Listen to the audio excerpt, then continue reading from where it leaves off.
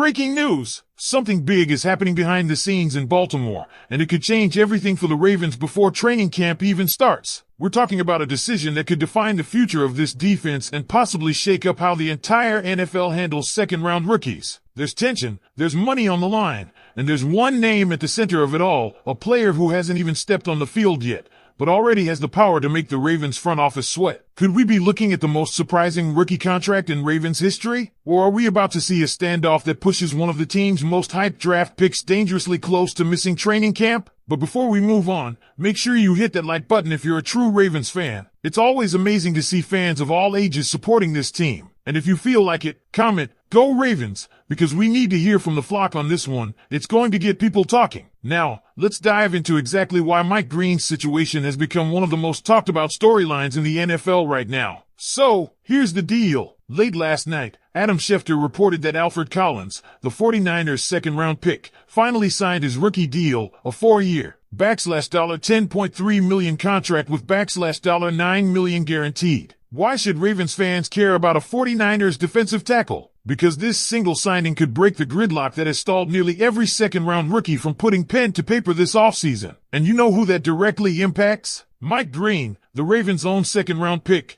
59th overall, and perhaps one of the biggest steals in this year's draft. For months now, there's been a standoff between second-round rookies and NFL owners over guaranteed money. It all started when Carson Schwessinger, Cleveland Browns, and Jaden Higgins, Houston Texans, secured fully guaranteed 4-year contracts, something almost unheard of for second-rounders. After those deals were finalized in early May, no one else signed. Every other second-round pick decided to hold out, waiting to see how much guaranteed money they could squeeze out of their teams. And until last night, nothing was moving. Now, that's changing fast. Alfred Collins' deal is huge because it shows a clear upward trend in guaranteed money. Last year, the 43rd overall pick got 78% of his deal guaranteed. Collins, this year's 43rd overall pick, got 88% guaranteed. That's a 10% jump in just one season, and Mike Green, selected 16 picks later, is watching every detail closely. Historically, someone picked in his range would get far less guaranteed money. Just look at Blake Fisher, who was drafted 59th overall last year and only got 39% of his contract guaranteed. But Mike Green isn't Blake Fisher. He was ranked the 10th best player on PFF's draft board, first in college football in sacks last season with 17,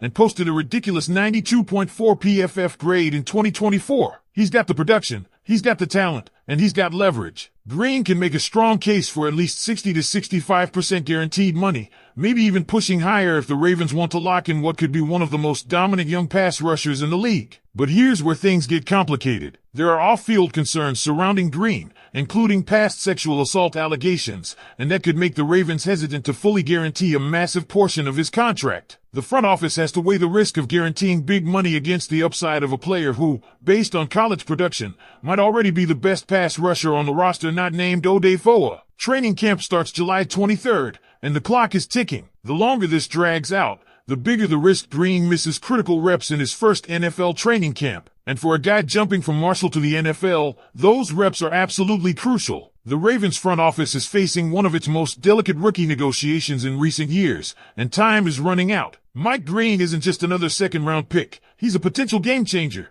and that's what makes this situation so polarizing. His college tape speaks louder than any negotiation tactic ever could. 17 sacks, a pass rush win rate over 20%, and back-to-back elite PFF grades north of 90. The Ravens struck gold when he fell to 59th overall, but that same steal of the draft narrative gives Green and his representatives plenty of ammunition to demand top-tier guaranteed money. He's not approaching this as the 59th pick. He's negotiating like a top 15 talent who happened to slide due to circumstances off the field, not because of his performance on it. And that's exactly what makes this standoff so fascinating. On one hand, the Ravens have a reputation for being one of the smartest, most disciplined franchises when it comes to rookie contracts. They rarely overpay and have historically kept second-round guarantees modest. Roger Rosnard, last year's second-rounder, had less than $1.1 million guaranteed in his second season and nothing guaranteed beyond 2025. David Ohabo, taken in 2022, only had $2.47 million guaranteed across his entire deal. But this offseason feels different. Across the league, second-rounders are changing the rules,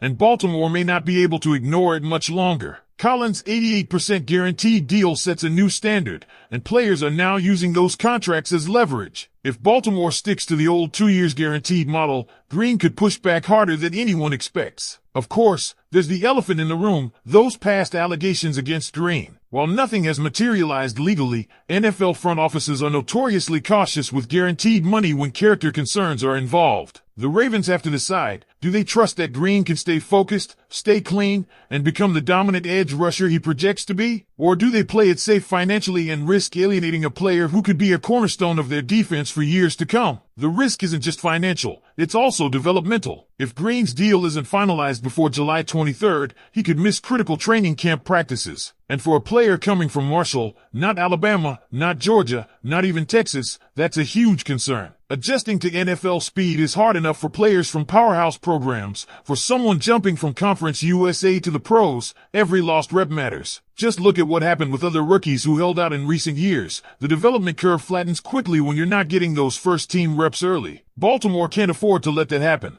especially when their pass rush depth remains one of the few question marks on an otherwise loaded roster. The good news? Momentum is finally shifting league-wide. After months of dead silence, second-round deals are getting signed again. Chicago's Smart Turner agreed to terms just this morning, proving that Collins' deal has indeed triggered a wave of new contracts. The question now is how quickly the Ravens can get Green's name added to that list. General Manager Eric DeCosta has a reputation for getting deals done at the last minute, but with camp just days away, fans are getting restless. So here's where you come in, Ravens flock. What's your take? Should Baltimore go all in and give Mike Green the kind of guaranteed money usually reserved for first-rounders, or should they hold their ground and stick to the traditional structure, even if it risks a short holdout? Do you think Green has earned that level of financial trust based on his college dominance, or should the Ravens be cautious given his past and his jump from Marshall to the NFL? Tell me right now in the comments, should Baltimore play hardball, or should they pay the man? This negotiation is more than just about one player. It's about setting the tone for how the Ravens will approach rookie contracts in the future. The league is shifting. Second-rounders are no longer settling for 2 guaranteed years. They're fighting for security,